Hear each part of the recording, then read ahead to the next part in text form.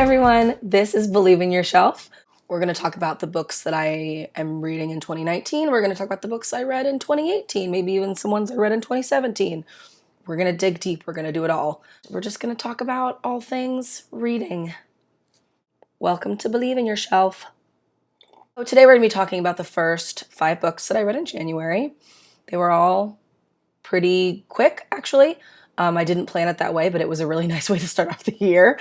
The first 3 I don't have because I already returned them to the library. I have the other 2 that I read. The first one is called You Are Okay by LaCour. I know I have a couple friends who read this. They really liked it. I was really excited to read it. It was great. I loved it. It was very tender, like really emotional for me. The premise is that this young woman, a teenager, has just completed her first semester at college. She's from California and she's going to school in New England. So like there's a culture and weather shock. And she's been through some kind of loss, trauma. We're not really sure when we start the book.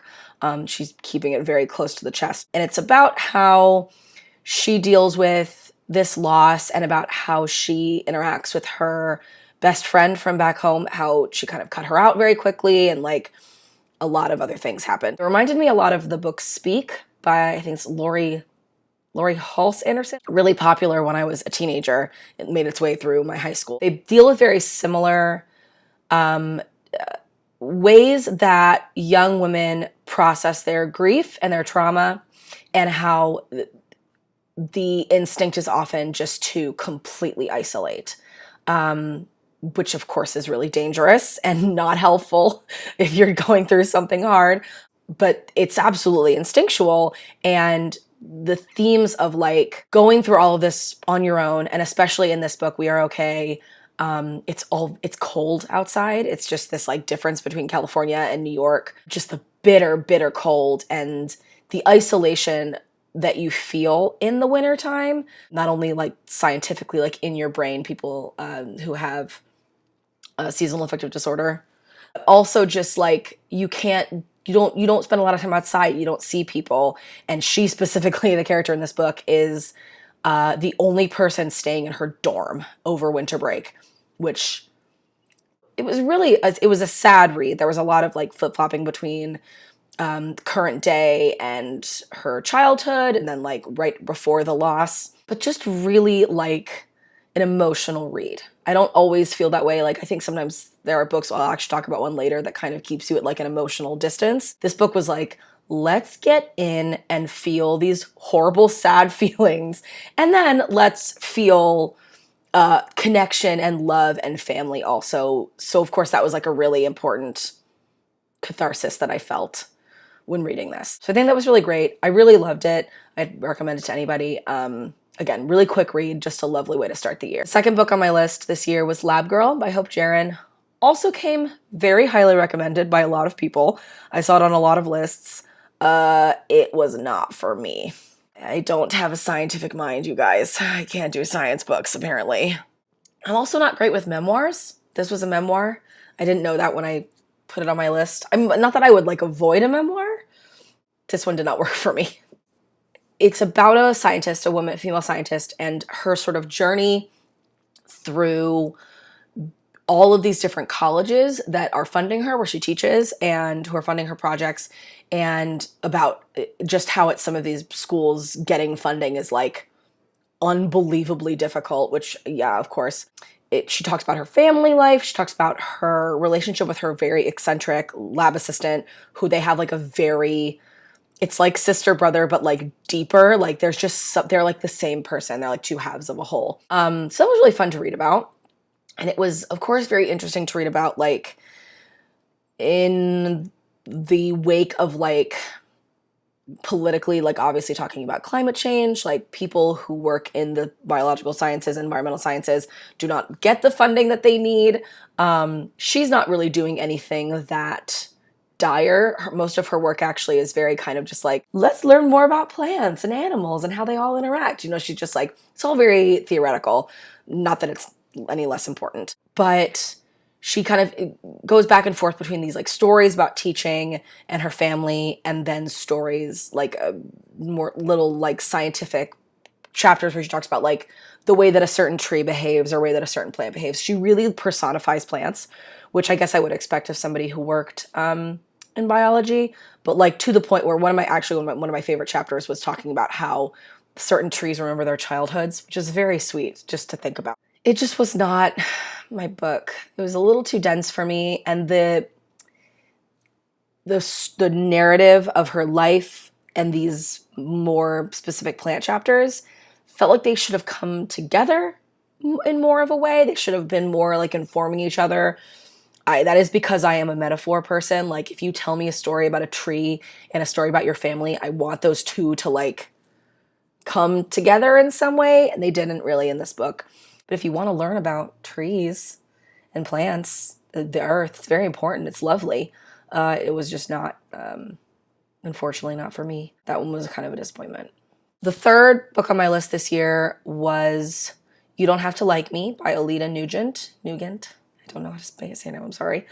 My apologies. Which was a book of essays about feminism and her childhood and growing into what it means to be a woman in today's world, and how it intersects with race and sexuality and all of those things, you know. I've read a lot of these kinds of books in the past like year and a half. I don't love them anymore. I have a fatigue of them, I think, which sucks because like they're super important books, and this book specifically I think is meant to be kind of a feminism primer. It's aimed at people who say things like, I'm not a feminist because I don't hate men. You know, like those people obviously exist, and I'm not one of them, and I haven't been since I was like 17. So this is absolutely like a useful book for someone, but it isn't really a useful book for me. I still enjoyed it. I still enjoyed some of the stories. I always enjoy like reading about the lives of these people. I read Shrill by Lindy West. I've read One Day We'll Be Dead and None of This Will Matter. And I've read We Are Never Meeting in Real Life. And I think a lot of them came about the same way, which is that these are women who are comedians or bloggers, and then they were just blogging, and then they wrote, and then they took all the essays and now it's a book. Well, it has that feel to it, and in some ways that's good, and in some ways it doesn't work for me. And what I always like hearing about the most is like the individual lives of these women. I love hearing about like their personal love stories and their parents. Like there's always like a story about a dad that makes me cry. But the ones that are like, all right, reader, sit down. I'm going to blow your mind about feminism right now. I'm like, thank you. I did that like, you know, 5 or 10 years ago. Not trying to be insulting about it, but it's just not for me right now. I really hope people read these books who need these books. Like that's my main goal. It's also from 2015, and whenever I read a book from 2015, I just get sad for that person that it's like, 3 to 4 years later, this is already so different. Everything's already so much more complicated, like socially, politically, like even some of the things that were said in this book from 2015 already feel out of date. And that's not the author's fault at all. It's just these times. So that was kind of just like a rough one to kind of get through. And I was like, I didn't want to be wincing, but I was wincing. What are you going to do? I love those. I'm so happy that there are women out there writing about their lives and sex and their race and their, you know, shitty boyfriends. Like I love it more, but I'm not going to read them. Like I've read too many. Book 4 that I read this year was, I do have this one, The Red Parts by Maggie Nelson. You might know Maggie Nelson's name from her poetry. She wrote Bluets, which I have not read, but only because I tend to think of it as being kind of like Guy from Your MFA. Just a lot of men talk about it, and I'm like, all right, I don't know. But I read this. This is actually, it's another memoir. I can't believe I have 2 memoirs in the first 5 books of the year, but there you go. It's because the little subheader is Autobiography of a Trial. And because it's about Maggie Nelson's aunt was murdered before she was even born by someone who they thought was a serial killer. And then it turns out that they had new evidence that it was actually someone else, DNA evidence, which of course now is like the big thing. Like so many cases that have been cold for years are getting new life because of DNA evidence. And Maggie Nelson had actually just finished writing a book of poetry about her aunt, the whole book was like, the police gave up on her. They never really gave her her due. And then, of course, like right before she's about to publish it, she gets a call and they're like, this old cop is like, it never left my desk. So, I guess. And so this book is about her like going back home for the trial, staying with her mom, dealing with her sister, talking about her childhood versus her sister's childhood, the ways in which this murder and death impacted them, even though they were not even born. And the writing is really beautiful. You can tell that Maggie Nelson's a poet. Like, she has an absolute way with words. But comparing this to something like We're Okay, this keeps you at a very specific emotional distance. And I am curious. I now do want to read Maggie Nelson's other works because I'm very curious if that is the way that she is in her poetry also. Because I tend to think that books and authors that are seen as very like literary, like capital L literary, like the best books of today, do tend to keep you at kind of an emotional distance. And that's not the kind of reader that I am. I want the book to literally reach out and touch me. I want to be crying, like I want to be feeling very connected and tied to the story. I want to like look into a mirror. I want to see myself or see something that I recognize. And that is not every author's goal. And so that was sort of as emotional as this is, because it's so much about like death and family and grieving and all of these things, like the things that we put away that we have to like get back out again after like 30, 40 years. Like, there are some hard truths and emotional moments in this book. Every time Maggie Nelson could get into them, she sort of like skirts away.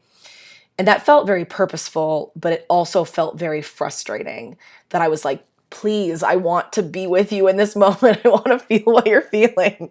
And she was like, no, you can't. So that was a challenge. But also, again, like, look at it. It's very short. It did not draw out that process. If you like her poetry, I would recommend it if you've ever read something by her, or if you like true crime, because the trial aspect is really interesting. She's the family member, so she's like sitting there and what they're putting them all through. It's just, if you like true crime, this has an appeal. I've read other true crime books, that I don't think had the emotion, the depth that this did. Because the true crime books I've read in the past, some of them have gotten really mired down in detail that I'm like, thank you, but also I'm confused. This is very cut and dry, and very sad and beautiful. So I recommend it. The 5th book I've read so far in January is called Love at First Sight by Josh Sundquist. This is it. It has a nice, bright, springy cover. Meanwhile, it's January in Chicago. It's about a boy named Will. He's blind. He's never gone to a school, a regular public school. He has only been to a school for the blind for his entire life. And so he's entering into this completely new space. And he makes a group of friends and he starts to have a crush on a girl. And then it's sort of like, it gets into that he potentially could have surgery so that he could see. Then once he starts to start that process, there's this worry that maybe people have been lying to him about like certain things, like specifically what his girlfriend looks like. I'll get into a little bit more because I want to talk about this one kind of the most of the 5 that I read.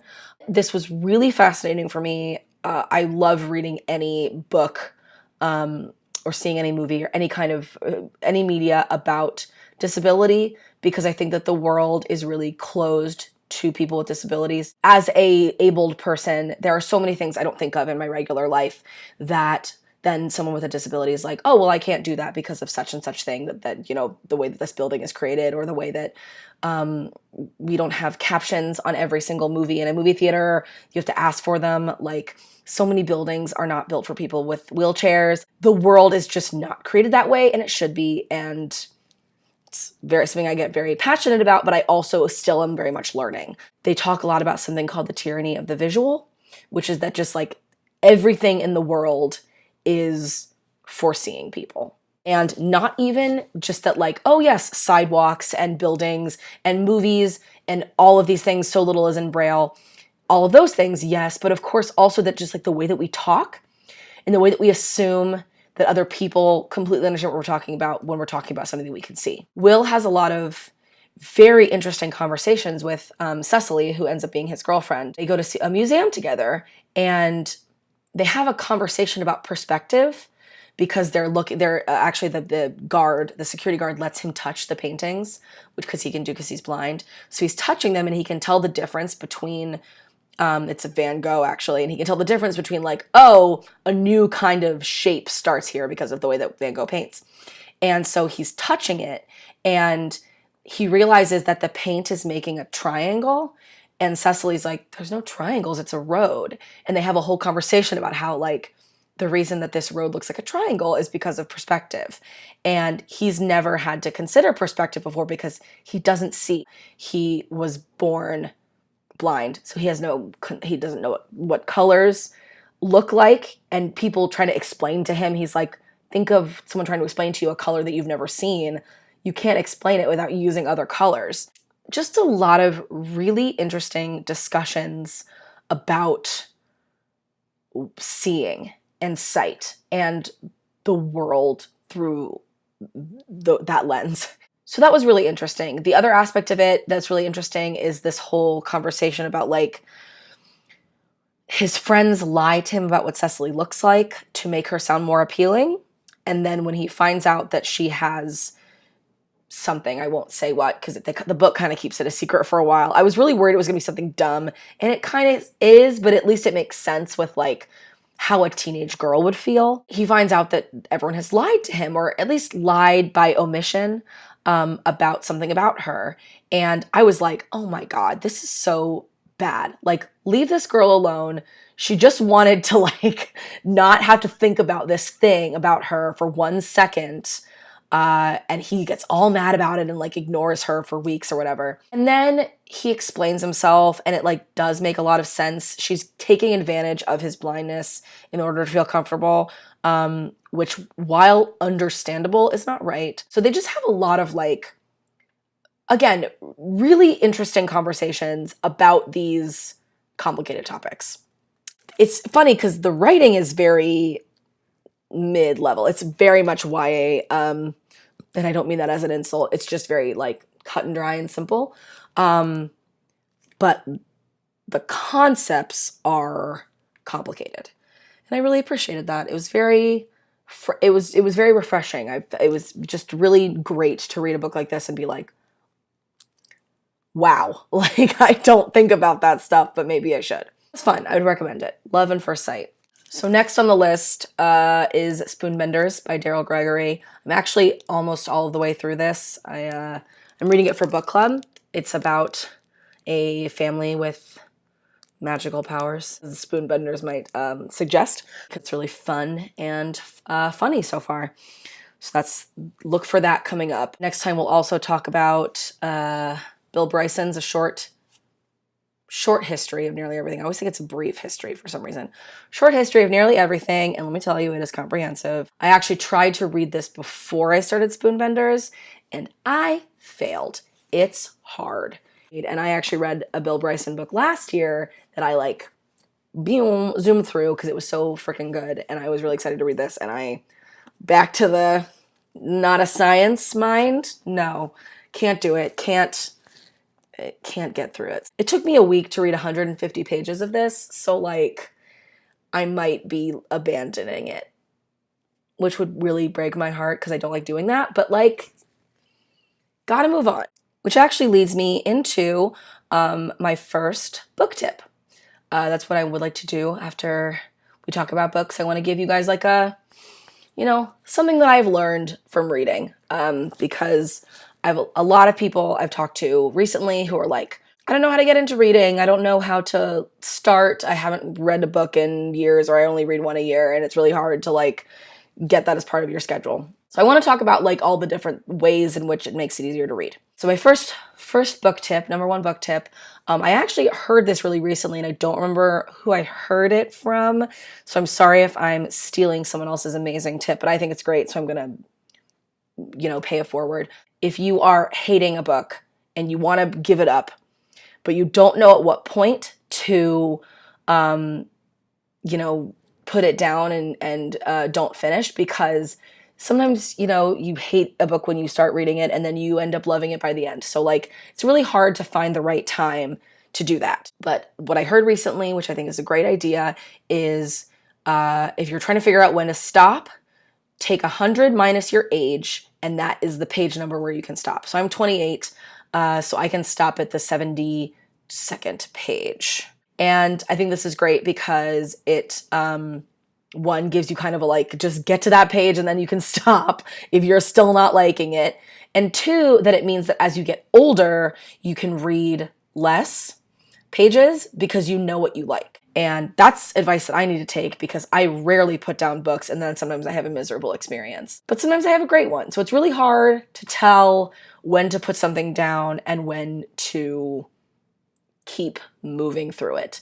And I'm sure that's a topic we'll get into more as this show continues. If you want to hear more about any of the books, definitely reach out to me. I'm happy to talk at length about any of these. I don't want to give any spoilers for anyone who wants to read these books now. If you have any books that you recommend that you really want me to talk about on the show, please comment, send me a message. I'm like always adding to my list. So please let me know anything that you really love and want to hear talked about. Please subscribe. This is a very new YouTube channel, and the only way that I will know if you guys are liking it is if you subscribe and tell your friends and all of that, YouTube stuff, all that talk. I really am looking forward to hearing from you guys and talking about books. So until next time, believe in yourself.